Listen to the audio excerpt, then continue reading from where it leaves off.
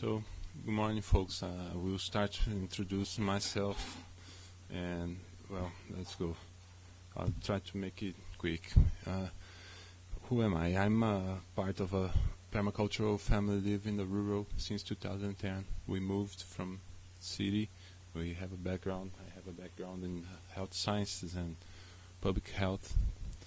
And well, here we started implementing permaculture practice, and we have a chance to experience international collaboration through the Wolf Network, and it was really valuable for us. We actually had a concrete example of what internet P2P collaboration can do. So they pretty much built our house and helped us work on the land. So we are very thankful to the network.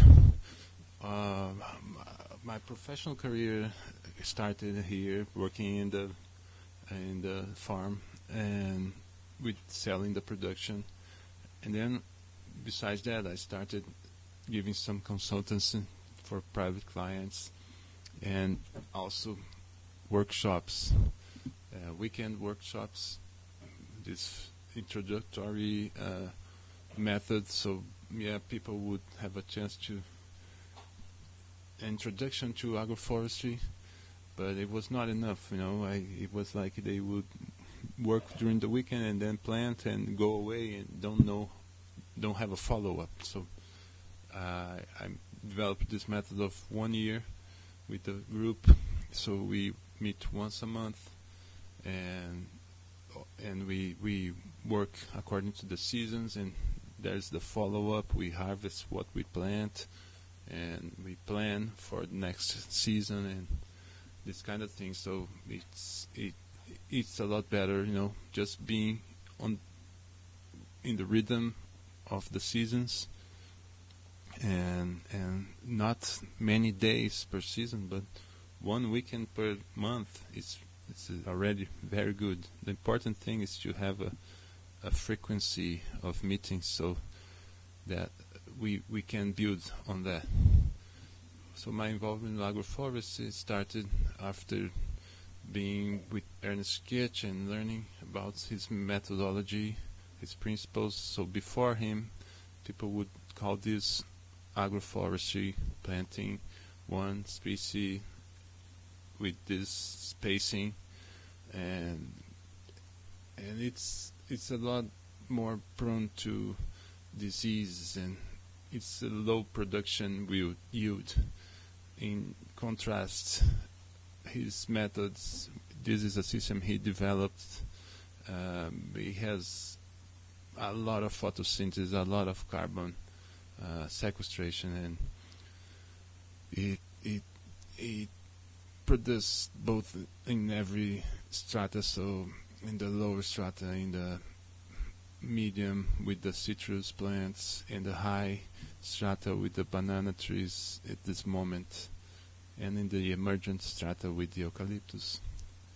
And this is probably 2 years old, 1 or 2 years old. So soon he pruned the banana, he pruned the eucalyptus on the top, put all this organic matter on the ground, and cut the grass, put on the bottom of the trees. So this way feeds the soil and feeds the tree. This is how we plan it as a matrix of time and levels. So the levels: emergent, high, medium, low, and the time. So different periods. So the first period here, you can, for example, plan for 3 months a consortium with these 4 levels. So you have, for example, lettuce here, and beans, right, in the medium strata, and tomatoes on the high strata, and corn in the emergent one. And so same thing. This period of first 6 months, we call placenta 1, and the 1 to 2 years it's placenta 2. So it's the beginning of the forest. So the care for the baby forest. After these first 2 years, we had our harvests, we had our production, and we have the forest established. So the same way we plan how it's going to be the stratas in this forest, and we get the seedlings and we plant all together in the same moment. An example of what I did here in the ranch is 2 lines, okay, and the yellow here is corn and peanuts, and the green is manioc. So we had a placenta 1 harvest of corn and peanuts, and then placenta 2 was manioc, and then we established these trees. We have in the red every 3 meters a banana tree, and between it every 3 meters eucalyptus, here again. And this eucalyptus was planted together with the garapa, which is a canopy native tree. So after we harvest 2 cuts of eucalyptus, the garapa will be big enough to stay and form the final forest. Same thing here, many trees consortiated. This is how it started. It's a flooding field. We made the beds with the help of a volunteer. We planted winter green manure and some horticulture. Here you can see a black oat with the cabbage. And then in the spring we cut the oats and we used a cover and planted corn and placenta 1 and 2 together with the trees seedlings. Here you can see after 3 months the corn and pretty much taking over in the beginning. There was also some sweet potatoes. Here you see the palm trees and the canopy tree native, bananas, okay. Here with 3 months, and then after 1 year we harvest all the corn and the peanuts, and there's the manioc doing the cover, and the first bananas start to emerge, and also some eucalyptus will emerge also here in the manioc. We harvest all the maniocs, and here we are 6 years later. The eucalyptus are pretty thick now. After the next summer we will harvest the first cut and use the logs. We have just pruned it, so we cut the tops and put the leaves on the line of trees. It's a very dense system, an experiment. My suggestion now, what I do now is, after 6 years learning about this, it's like Ernest did, have this midline for grass or annual production, and have the tree lines with a distance of 8 meters, maybe more, maybe less, depending on the goals. We have a hub in the Telegram chat group called Joint Agroforest Ventures. People from different countries and cultural backgrounds, and with or without experience in agroforest, they gather and talk, share pictures, comments, and discuss how to help each other, how to collaborate. So it's a slow pace, but we are improving. We are now discussing the concept of the platform, and introducing debates on co-op models, and microfunding and transactions.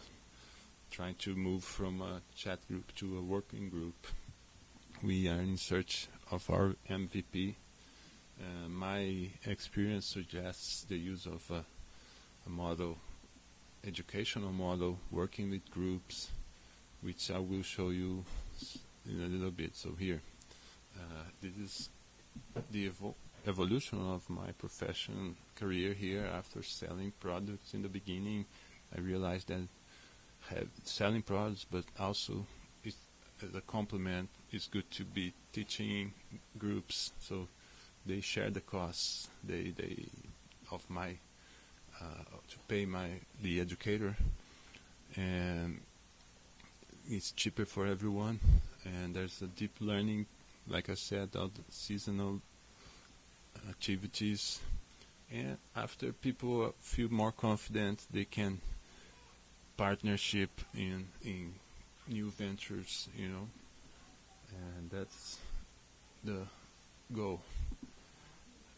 Some of the problems with the hegemonic way of B2B or B2C marketplace is like